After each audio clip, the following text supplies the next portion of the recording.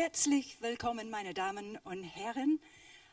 Ich bin heute Nachmittag hier, um Sie durch unsere Diskussion mit den zwei Autoren zu begleiten.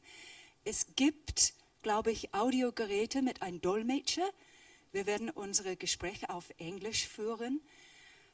Außer zwei kurze Lesungen werden auch auf Deutsch sein. So, good afternoon, ladies and gentlemen. If you didn't understand that, I was just suggesting to our German audience who may not be so comfortable with English that they can get a listening device and hear a translation. Our topic this afternoon is love and loss in New Zealand writing, but with a particular focus on the two wonderful women writers that we have with us today, Helen Brown and Linda Olsson. Both these women have written best-selling books. Helen is a New Zealander who lives in Australia. Linda is, are you a New Zealander or are you Swedish? I oscillate between the two. Yes, she lives between the two. She's originally Swedish, but her new book is very much a New Zealand book. And I'm Dulcie Smart, and I'm a New Zealander, but I've lived in Berlin for 20 years. So, let me sit down and we'll begin. I'll start by just having a wee talk about Linda. Linda's first novel is called Let Me Sing You Gentle Songs. It's also called Astrid and Veronica, and the German title is Die Dorfhexe. It sold hundreds of thousands of copies, a bestseller in many countries. It's set in her native Sweden. The book that we're talking about today, The Kindness of Your Nature, the German title is Die Fremde am Meer, is a book absolutely about love and loss. It contains 3 distinct stories about the central character who's called Marian, or Marianne, her Swedish name. And we see her at 3 different phases of her life, as a small child, in her mid-30s, and then some years after that when she's processing the experiences of those first 2 phases of her life. We're going to jump back and forward. I'm now briefly going to introduce Helen, and then we'll have a short reading from Linda. Helen also deals absolutely with this topic of what it is to lose somebody that you love. Her memoir called Cleo, which is about how her family dealt with the loss of their 9-year-old son and brother with the help of a cat, has touched hearts all around the world, sold 500,000 copies, translated into 16 languages. Both these women are clearly doing something that moves people, touches them, and perhaps reflects some of their own experience and provide answers. That's enough from me. We'll start by asking Linda to read.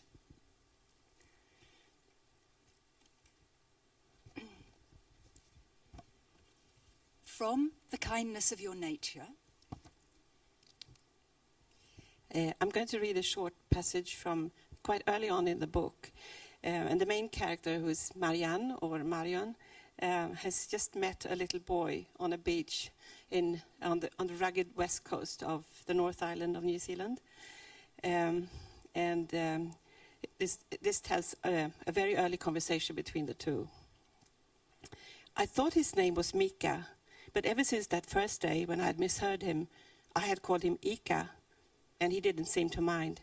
He told me it meant fish, and I thought it suited him, even before I saw his hands. I had started when I first heard what he called me, Mama, and it became his name for me, his very own. It wasn't that I sort of was a mother to him, I think. No, he told me it meant light. I wasn't sure if he meant light as in not heavy, or the opposite of darkness. I thought the former, but I sometimes like to think he meant the latter. Whichever it was, I liked it. "Why did you come here, Mama?" he asked one day, instinctively knowing that I had come here from somewhere else. "Well," I said, "it's a long story." He looked at me, or rather in his usual fashion, he looked not quite at me, but at some point just beyond me. It seemed like a changeable point, with the sole purpose of being close to me, but not quite at me. He didn't look as if he expected much in the way of a reply, but his gaze remained on the same unspecified point. "I first came here many years ago on a holiday, and something happened to me here." I hesitated. "Was it happy or sad?" he asked. "Sad," I said. "It was very sad." I looked at him and added, "At first it was happy though, as happy as anything can ever get." "It had to be happy first," he said, and it sounded like a private reflection, not a piece of conversation. I looked at him, but again could not catch his eyes. "You're probably right. Perhaps nothing can be sad in itself." "So then you left," he said. It was a statement, not a question, but I nodded regardless. "And then you came back." "I did. First I came here for a holiday. Then I went back to my home, far away. But I couldn't stop thinking about this place. I thought about it during the day and I dreamt about it at night. Sad dreams, but also very beautiful. And this place became more and more important to me. And one day I felt I had to come back here to live." "Are you always going to be here now?" He was fingering the edge of the table, running his hands over the wood. His nails were dirty and the skin across the knuckles bruised. He held the fingers closely together. The impression was of someone trying to smooth the surface. I knew by then that cramps made him uneasy, so I made it a habit to keep the table spotless. I stood and collected our plates and walked over to the kitchen counter. I looked out the window. It was a sunny day with a light wind and the sea sparkled with blinding intensity. "I think so," I said with my back to him. "But you can never be certain. Things change, you change, and everything around you changes. Things happen." I returned to the table and sat down. "But yes, I really do think I will stay here." He said nothing. "How about you?" I asked. "Will you always stay here?" "Mm-mm," he said quickly, shaking his head with force. "No way. I'm going away, far away." "Aha," I said. "Why?" He shrugged his shoulders as if he thought it a stupid question, not worthy of an answer. "Are you not happy here?" I asked. He stood and walked over to the open door, where he placed himself on the threshold, with one hand on either side of the door frame. It looks as if he was pushing hard. He had his back towards me, and he said nothing. I waited. "Are you sad now?" he said finally, without turning around, ignoring my question. "Are you sad when you're here?" I considered the question for a moment before I answered. "No, I'm not sad. I'm kind of happy. A little happy in a sad way." He remained where he was, and I could see the muscles on his back playing. For some reason, he was still pushing hard against the door frame. "Come and sit here at the table," I said, "and I'll tell you about other places where I've lived." He took his time, but eventually he returned and sat down across from me. And so we talked about other places, and I think we were both relieved to change the subject. Thank you, Linda.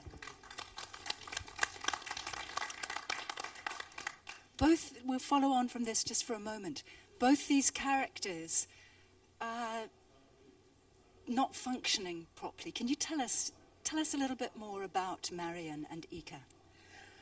Well, at the beginning of the book, you meet the middle-aged Marion, who has settled in this very isolated place at the end of the earth. She's not really living. She's thinking of trying to organize her past in chronological order and to try and make sense of what's happened to her in her life.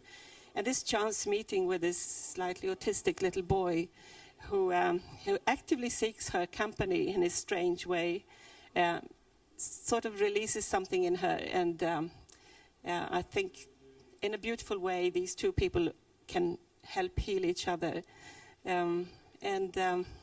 I hope that things like that happen in real life too. Yes, and they do happen in real life. Linda's book is a novel. Helen's book that we're introducing today, perhaps you'd like to hold it up briefly. This The German edition is called Karte mit Karma, which is, for those of you who understand German, I think an absolutely delightful title. Or After Cleo Came Jonah, if you're from our part of the world. Yes, it's a memoir, as was her first book. So here, there are people, but not only people and animals helping each other heal. As I mentioned, Helen's first book, Cleo, is about how her family came to terms with the death of their child with the help of a cat called Cleo. After Cleo came Jonah. Jonah helps your family come to terms with other quite serious events. Tell us about Well, these. I swore we'd never get another cat after Cleo because she stayed with us for 24 years and she was like a kind of mother of our whole family. But I always think cats come into your life when you need them, and just when I thought our lives were quite sorted out, we had a few things happen. One of them was our older daughter, Lydia, decided to take off to Sri Lanka and become a Buddhist nun, which was certainly what I didn't have in mind for her. And I was diagnosed with a little spot of breast cancer. And You say a little spot. Well, if you read the book, it's certainly not a little spot. It's very drastic. Yes. Well, it's very common, these sort of things. They happen every day, and I'm sure there are people here who have had mastectomies and are living very well, But you thought you were going to die. I thought I was going to die, and it was a very challenging time because my family were all wonderful, as they usually are, except for Lydia, who remained resolute in taking off to Sri Lanka, which was still war-torn at the time. So let's move on to what helped your family. And I think here Yes. we could go straight into a reading. Well, yes. I'm going to read a tiny bit in German. Could you just give me a show of hands how many of you in the audience are German? Yes, enough. I'm going to read a very short bit in German. You English speakers will have to put up with that, and then we'll switch over to Helen reading in English. So this is from Karte mit Karma. Falls ich mir jemals eine neue Katze zulegen würde, was ich nicht tun würde, dann einen Mischling wie Cleo, am liebsten aus dem Tierheim. Und gesetzt den unwahrscheinlichen, praktisch auszuschließenden Fall, dass ich über eine neue Katze auch nur nachdenken würde, dann wäre es garantiert keine aus einer Tierhandlung. Ich wusste zwar nicht viel darüber, aber ich hatte gehört, dass es Hunde- und Katzenzüchter gab, die in ihren Hinterhöfen wahllos Tiere züchteten, um sie an skrupellosen Tierhandlungen zu verkaufen. Keine noch so niedliche Siamkatze würde mich um ihre kleine Pfote wickeln. Ich war absolut immun. Andererseits fühlte ich mich im Moment gerade kräftig genug für einen Ausflug. Eine kurze Spazierfahrt zur Tierhandlung wäre lustig und halbwegs zu bewältigen, bevor ich wieder ins Bett kroch. Ich zog mich unter Mühen an, steckte die Drainageflasche in meine Jackentasche, stülpte mir eine selbstgestrickte Mütze über und humpelte zum Auto. Lydia verstaute mich vorsorglich auf dem Beifahrersitz und fuhr mit Mary und mir los.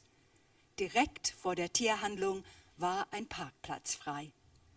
Leicht gebeugt trat ich zwischen Schwester und Tochter durch die Tür. If there's an opposite of a cancer ward, it must surely be a pet store. In this restless nursery of life, the smell of damp newspaper and sawdust mingled with birdseed and something vaguely meaty. Budgies squawked, canaries whistled, puppies whined, neon stripes of tropical fish flashed from inside their tanks. A large cage about 2 meters high in the centre of the shop soon drew us into its orbit.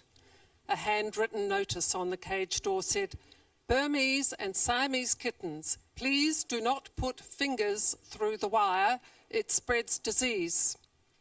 I'm a fully paid up apostrophe bore. So much so, Catherine reckoned I should have my own television show, travelling the world, striking out rogue apostrophes and restoring omitted ones on public signs.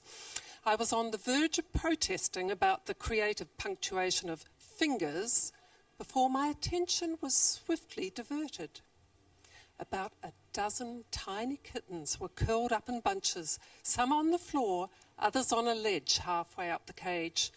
They were all fast asleep, except for one. A pale kitten, considerably larger than the others, was scrambling up the inside of the cage wire with the aptitude of a world-class mountaineer. One paw after another, he scaled the wall, trusting his entire body weight to the strength of the claws on his front feet. Higher and higher he climbed until he was almost at the summit. Deeply engrossed in his challenge, every muscle in his body was focused on conquering the cage and gravity. Even from several feet away, I could see he was beautiful, sleek and long-limbed, milk-white. His face was tinged with shadowy brown, with matching ears, tail, and feet.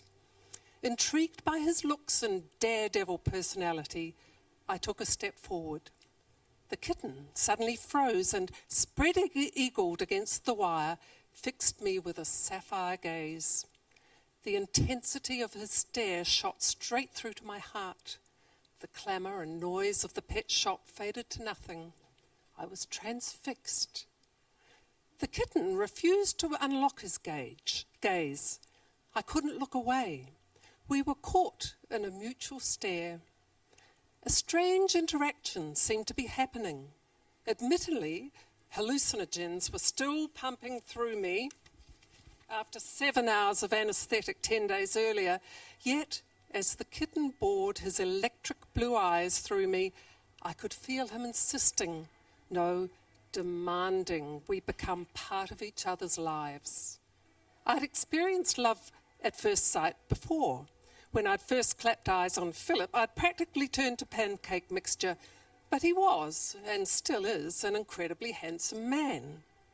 That magic evening, standing on top of the museum steps in an impeccably cut suit, he'd resembled an action hero on his day off. Who wouldn't have fallen for him? I'd always assumed love at first sight was a human-to-human thing and not something that could occur between a middle-aged woman and a Siamese kitten. But in those few seconds, I'd become enraptured. At some subcellular level, that kitten and I belonged together. See, I told you he's cute, Mary said. Shall we get you home now, she added, probably sensing the danger and trying to get me out of the place.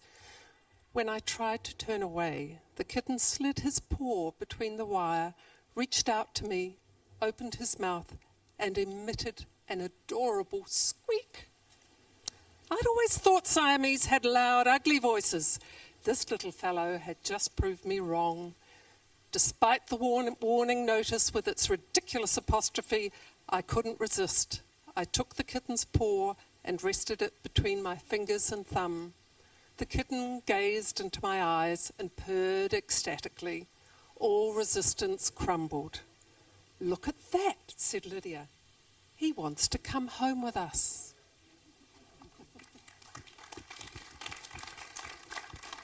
He does, and that's when the trouble begins. So, two writers, one writing in memoir, one writing in fiction, but both of you, it feels very real. Linda, do you take events from your own life and turn them into fiction? The eternal question that you always get. I like to think that I steal things, but I don't steal complete characters or situations. But I suppose most authors are observers of life and of people, and you, like magpies, you steal little things and put them away, and then you're writing and you say, oh, I can use that here. But my novels are not autobiographical in any way. They clearly are realistic enough to make people completely connect with the experience in them. Tell us a little, what do you know about your readers? Do you have an exchange with your readership? A lot. So much that I have stopped replying to emails because I get very touching moving emails, and sometimes people tell me very intimate things about their lives that they've come to think about when they read my books, and I feel like they're not the kind of messages that I can say, thank you very much for your nice email. And so every now and then I put it on my blog that I read everything, but I usually don't reply anymore. Helen, but I take it on board and I love it. You must have a similar experience, I think, because you're touching people's hearts with your work. Yes, and some of those emails, I have to take a breath before I read them, because quite often they're people in the very raw stages of grief. But I guess because I write about my real life, I feel a commitment to reply to every email. And also because through my life of writing about ordinary events from when I was a columnist in Wellington right through to now, I've had so much help from readers over the years through all the crises of my life. I feel I kind of owe them something back. And I don't know whether I always say the right thing, but when I do respond, I try to respond from my heart. Yes. Yeah. Our time is running very short. I just quite briefly would like to know, do you see yourselves in a tradition of New Zealand writers? Linda? Hard for me. I don't even see myself quite as a New Zealand woman. I am, if someone woke me up in the middle of the night, I'd say I'm Swedish, but I live in New Zealand. I've lived in New Zealand for 25 years, but my formative childhood was not in that part of the world, and that sets me off as, I can never become a proper Kiwi. You're on the outside looking in. I am on the outside in New Zealand, and I'm on the outside now when I go back to Sweden. Fabulous observation of the New Zealand landscape, Kawhia. It's very beautiful. Well, both these books are very good read. There's something in that distance that makes you see certain things more clearly, and being outside as an observer, you actually, it's a good position for an author to be. Yes. So I wrote my first book, which is very Swedish, entirely in New Zealand, during a long, very wet winter. And I wrote this latest book, which is my most New Zealand one, in Sweden. So very interesting. A bit of distance to get a perspective. Helen, I'm asking this question because our topic is so big and broad. It says love and loss in New Zealand writing. So just very briefly, do you put yourself into a tradition? I would consider it a tremendous honour to be part of the tradition of New Zealand women's writing, because I grew up in Taranaki under the mountain, and my mother was a journalist, and she always used to say to me, when you grow up you should write. And I thought, no, that's the last thing I'm going to do. So I rebelled against her, but ended up writing. But I grew up with Catherine Mansfield and Janet Frame, and to me those women are great icons, as great as the mountain. Absolutely. And I think these themes of love and loss, they are always creeping into New Zealand literature, partly because I think our pioneer ancestors gave up. They lost a great deal, and anyone who's moved to another country to live knows how much you leave behind that is still dear to your heart. We're very close to the end. I want to read something that Helen wrote to me, which sums up both of the work these writers are doing, because they're doing more than telling us an entertaining story, although both books are very, very gripping in their own ways. Linda says, books about transformation, and that's what both of these books are about. You can't recover from grief, but you may be able to encompass it and appreciate life on a more intense level, to stop praying for a miracle and start to understand the miracle that we live at all. Every second, even those coloured with sadness, has potential to be richer than the last. Yes, and this also I think would apply to you, Linda. You talk about how people draw strength from your stories. So yes, I think the miracle of literature, the fact that I can sit in New Zealand and write a book that is read on the other side of the earth. I have had a message from a woman in Thailand who had read my book in Thai, and she said, I cried. And so the little black signs on a piece of paper can make someone cry. That is a miracle, really. It's the power of literature. I thank you, Linda Olsson. I thank you, Helen Brown, for our discussion. I'm sorry that it's so short. I'm sorry we haven't had time for questions from the floor. But both of these writers have books with them. And if we go out around the back, you can buy a copy and get it signed by the writer and perhaps ask your question then. I thank you very much for your attention.